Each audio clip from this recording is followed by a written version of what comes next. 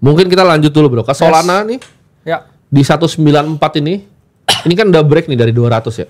Ya. Gimana menurut lo nih? Apakah ini ada kemungkinan bisa ke 250 atau dia akan turun terus? Oke, ya. Kita lanjut ya. Kita balik ya, ini bahasin Solana ya.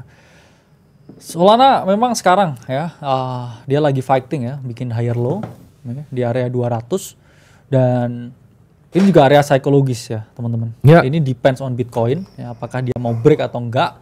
Tapi kalau dia break below ya di 180 ya dan close candle weekly ya, kita dapat 3 hari lagi weekly. Ya, Solana bisa gawat ke 100. Tapi kalau dia di sini ya bisa pertahanin area 200, ya I think bisa chance ke 250 dan juga mengalami breakout. Dan memang orang udah mulai lagi ya trust issue dengan BNB, dengan BSC.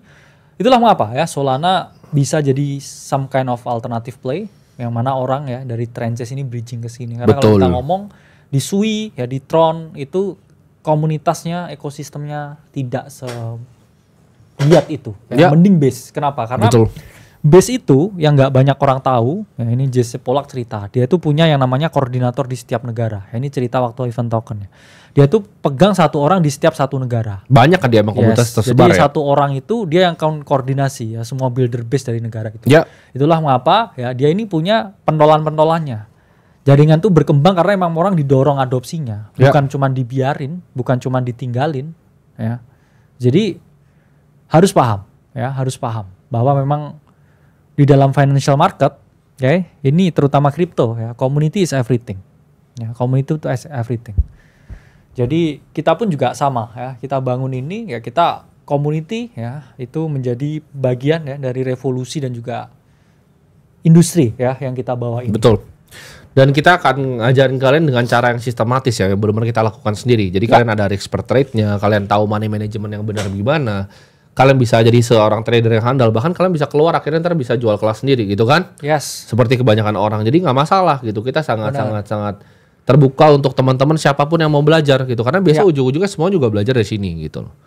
Ini sekolah sihirnya itu dari sini. Kalau kalian pelajarin semua cara banyakan orang nge-trade itu nyontek dari sini, dari modul-modul di sini gitu. Nggak apa-apa kalau kalian memang bisa bikin sendiri, mau bikin-bikin begitu ya silahkan. Tapi ya jangan rugiin orang gitu, jangan rugiin orang. Dan kita coba bahas Sui bro. Oke. Ditanya nih, Ray, Sui ke depannya bagaimana? Oke. Ini dia minta kaos Aceh bro. Kita bikin apa ya? Boleh deh, kita bikin deh buat lu deh nanti ya. Ntar kita kasih murah aja lah. Ya. Oke ya. Ini Sui ya, terakhir dia kena flush ya di area trendline-nya ya, karena thanks to Donald Trump. Dan sekarang ya, I think dia ada di area 2,5 ya, mendekati 2,5 ya. Sekarang di 2,7 ya. 2,5 ini bisa ya jadi support yang mana harus menahan. Saya ngomong ini harus menahan. Ya. Kalau kita masih pengen lihat ya continuation ya Sui di range ini ya. Jadi 2,5 ya I think itu area yang harus menahan. Kalau enggak, kalau dia break below ya I think bakal kedua dulu ya, support psikologisnya dan harus menahan ya. Karena kalau kita ngomong banyak juga ya yang fundamental bagus ya. Kemarin kena flush-nya Binance, dia losing ya a lot of value-nya di tokennya. It's showing ya sebenarnya seberapa nggak liquid ya altcoin yang ada. Jadi teman-teman harus pahami, teman-teman harus tahu, teman-teman juga harus mengerti ya bahwa ini adalah game yang sulit. Ya, kenapa kita selalu kasih ya pemahaman mindset yang realistis dan kasih teman-teman juga approach buat harian ya, bahkan kita tulis tuh di webinarnya. Karena kita lihat semua orang ini udah terlalu bullish ya. Semua orang itu udah overheated. Di Q4 ini yang kita sudah wanti-wanti dari awal tahun. Sama ya. Saya kan juga dulu bilang saya trimming dan juga rebalancing Bitcoin di 107. Dimaki tuh. Wah, keluar kripto dan sebagainya ya. Terus habis itu naik dikit kan ke 120.000. Yang mana itu kan target saya pribadi. Saya yang ngomong 120.000 pribadi kan. Ya. Saya ngomong 120.000 dari 2 tahun yang lalu. Dikatain ya, kayak mana nih kayak kelas gratis yang salah. Ya kan. Terus habis itu nge-call alt season ya, terus semuanya salah. Terus kemana ya Bitcoin sekarang ya 107, sekarang di 100 berapa? 11. 111, naik berapa? Nah, naik berapa? Naik berapa? Goldnya naik tapi berapa? Emasnya dia naik berapa? Ayo. Jadi siapa kan? yang bego nih yang bikin kelas gratis tolol itu atau dia? Ya gitu. Makanya. Yang mana nih yang bego? Jangan kayak ini gue bikin kelas dengan data gue bro. Lu baca Bloomberg aja nggak bisa gitu. Iya. Baca aja nggak bisa. Lu cuma pakai buat pajangan kok. Iya. Gue pakai ini dari gue kecil kali. Makanya tuh sebenarnya ya harusnya diingat sekarang. Siapa yang nge-call ke 150.000, siapa yang nge-call ke 200.000 ya sampai akhir tahun 2025 ini ya. Saya nge-call 120.000 dari 2 tahun Terus lalu dan udah hit ya. Ada lagi. Ada 140.000. Kemarin ya. bro, ketika kita margin call, Benar. itu ada orang keterbatasan intelektual yang tolol lagi. Ada yang bilang gini, lo kan lu dulu kalau alt season, kan dulu memang beneran alt season. Lu ingat deh, Desember, Januari, Februari, Maret itu emang 4 bulan emang alt season gitu. Yes. Altcoin index memang naik sekali, tinggi sekali. Dan kita riding tuh dari November 2020. Kita riding dari November 2023. Alt season memang benar. Kita ngomong alt season November 2023. Alt season setet sampai Maret. Ya. Gitu. Jangan lu tebalikin gitu. Benar. Kita nggak salah. Nggak ada yang kita call pernah salah. Makanya ketika kalau semua orang hype, dia gold, gue Bitcoin. Ya gue sih turun 9%, dia plus dia. Ya. Ini orang ini emang tahun ini bagus dia. Iya. Emang bagus dia tahun ini. Tapi ketika dia diketawain orang Bitcoinnya dijual buat gold, lihat hasilnya. Iya. Menang. Ya. Gitu. Makanya kalau ya Bitcoin nggak ke 200.000 ya bro akhir tahun ini ya kita tandain orangnya siapa yang nge-call 200.000. Betul. Karena kan ya sanksi sosial tuh adil kan harusnya. Betul. Karena saya udah yang terlalu sering ya dikasih sanksi sosial yang kayak kan konteksnya nggak begini. Betul. Coba dong kayak jangan cuma tumbul ke kita. Betul. Ya nggak tajam ke kita doang, ya tajam ke yang lain juga. Ketika kita alt season kita bener loh tahun lalu. Alt season loh. Kalian jangan lupain semua yang kalian untung dari kita. Sekarang suruh trimming hati-hati juga bener juga. Iya, yang kita kalau alt season dari November 2023, Desember, Januari, Februari, Maret. Gue inget loh semuanya.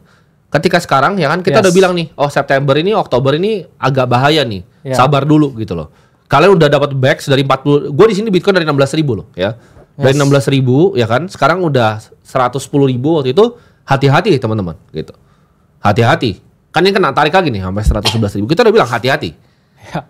Nah, ketika kita udah tahu. Jadi market tuh selalu ada liquidation flush. So kita udah lama. Kita nggak cuma di market crypto, bro. Gue bukan ngaku-ngaku dari kecil ya. Gue tahu banyak siapa yang beneran dari masih kecil sama ngaku-ngakunya udah di market dari kecil juga gitu. Gue 14 tahun tuh udah di saham. Sama kan kalian bisa bedain. Ada anak orang kaya ngaku-ngaku dulunya miskin. Itu kan aneh gitu. Benar. Lu anak orang kaya kok ngaku-ngaku miskin dulunya kan. Terus lu tipu orang begitu aneh menurut gue. Kalau gue lu beneran bisa tanya mak gue panggil gitu. Mak gue lu bisa panggil di sini suruh cerita gitu. Kalau dia maknya lu panggil di sini, oh iya anak gue punya hotel begitu kan. Story-nya palsu kok masa story aja bohong tentang diri itu sendiri gitu. Iya. Nggak usah ngaku-ngaku inilah, nggak usah ngaku-ngaku rebel bikin gitu ya. Rebel bikin duit sendiri begitu. Enggak, lu duit dari bapak lu kok begitu. Iya.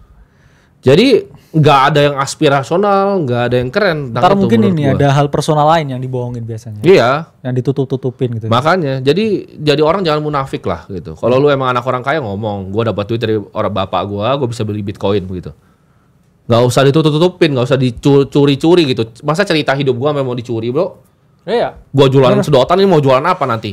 Tutup botol gitu mau jualannya. Kan nggak gitu. Lu kan minta papi minta uang papi gitu. Beda. Ya. Beda. Jadi jangan sampai cerita hidup gue lu mau jadi gue juga gitu. Iya. Aneh begitu. Ya. Dan kita rasa ini kan agak rada-rada ini juga ya. Secara makro tuh problemnya gini. Ya. Ini bukan cuma Bitcoin. Karena balik lagi kita investor udah lama di capital market. Gue 11 tahun. Ya dia juga udah belasan tahun. Kita lama, kita ngelihat Nasdaq tuh overextended. Benar. Kenapa? Karena uangnya SPX all time high terus. Uangnya ke Magnificent Seven tuh kebanyakan bro menurut kita. Benar. Gitu. Kita ngerasa banyak gitu. Benar. Banyak uang yang udah masuk dan ini udah ngegelembung di indeks-indeks saham. Dan ketika indeks saham seperti Nasdaq udah ngegelembung kayak begini dan gold itu naiknya cepat, itu nggak pernah pertanda makro yang bagus. Dan kalau misalnya kita risk aset kena flash, yang pertama kena flash itu kripto. Makanya kita bilang hati-hati. Ya betul lah. Hati-hati. Ya, di webinar yang kita bikin ya, kita udah ngomong ya tentang waspada ya, TJA rebuild ya. Kita ngomong juga ya, kayak keadaan fiskal negara-negara juga jelek ya. M2 money supply local top. Oke, kita juga ngomong juga ya. Dolar ya potensi bottoming. Kita ngomong juga ya waktu itu apa ya. Gold rally itu selalu bukan pertanda bagus ya. Dan waktu Bitcoin ya, kita ngomong kita sudah mendekati akhir siklus, ada bearish divergent di monthly chart, harus hati-hati. Dan di sekarang pun ya kita ngomong ya dengan terbuka ya waktu itu yang nggak semua orang lakuin, yaitu kita ngomong punya mindset seperti kita masih ada di bear market. Itu sebulan yang lalu sebelum ini semua. Ya, sebulan yang lalu sebelum ini semua ya kita ngomong hati-hati ya karena pernah terjadi ya. Jangan percaya ya dengan tesis ini nggak akan pernah bisa turun ke segini. Ini bisa naik terus sampai segini sampai akhir tahun. Karena kan kita nggak pernah punya kepentingan. Benar. Kita tuh cuma ngelakuin apa yang kita lakuin dan kita mau share dalam kita punya komunitas. Betul. Kita punya yang namanya orang yang satu main like sama kita. Yuk kayak berjuang bareng-bareng, yuk bergabung bareng-bareng ya. Betul. Saya nggak punya kepentingan. Kalau bullish saya bilang bullish, kalau bearish saya bilang bearish. Ya, dan ya itu yang terjadi ya kan. Betul. Dan kita udah ngomong ya lebih baik take profit daripada take picture. Dan tapi di saat yang sama orang bikin borong ini yuk, borong ini yuk, borong ini yuk. Terus habis itu bohong. Cuci-cuci habis itu. Iya. Cuci-cuci. Ini ternyata menurut kita nggak sesuai nih. Kan kok bisa begitu gitu. Iya. Gue kalau misalnya mau bilang BNB dan BNB waktu turun, gue bakal bilang. Jangan ngerubahin outlook setiap hari, karena kan nggak ada conviction kan sama ini. Oke, kita betting Q4 bakal begini. Oke, kita betting Q1. Jangan, Q4 bullish terus, ada news guys berubah. Ya kalau setiap hari mah mending jadi komentator bola. Betul, bisa berubah ya, tuh setiap hari berubah tuh. Gol, offside, kan komentator jadinya. Benar. Mana alfanya, mana edge-nya, berani nggak salah ditodong. Benar, gue kalau misalnya BNB nih kemarin salah, gue bakal bilang oke, karena BSC mungkin nggak sesuai tesis gue. Ya. Tesis gue adalah BSC ngalahin trenchesnya Solana. Iya. Gitu. Dan menurut gue banyak banget orang-orang dari China mainland itu yang fokusnya di BSC bukan di Solana. Itu gue bakal ngomong kalau salah, Zcash deh. Kalau salah gue bakal ngomong, oke, privacy coin gue mungkin wallet yang bagus barunya itu nggak sebagus itu gitu. Iya ya, invalid. Iya rugi gue gitu, gue bakal ngomong gue rugi gitu. Cuman kalau ego nggak bakal hilang gitu loh. Kalau Zcash gue rugi gitu. Iya. Wah mbak.